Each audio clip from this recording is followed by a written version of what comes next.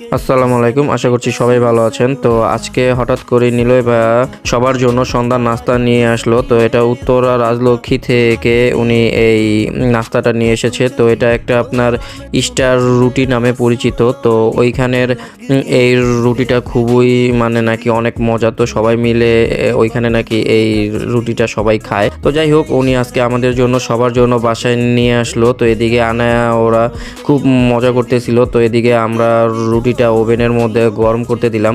তো এখানে গরম করে হয়ে গেলে তো আমরা এখানে মাঝখান থেকে স্লাইস করে নিচ্ছিলাম এবং ভিতরে আপনার চিকেনের পুর দেওয়া ছিল। তো অবশ্যই আপনার খেয়ে দেখলাম রুটিটা খুবই মজার। তো যাই হোক, তারপরে আম্মু আব্বুকে দেওয়া হলো, তো আমরাও নিলাম। তো আমি এখন এর মাঝখানে সস দিয়ে তারপর ভরিয়ে তারপর খাচ্ছি। তো খেয়ে দেখলাম হ্যাঁ, অবশ্যই স্টার রুটিটা খুবই মজা।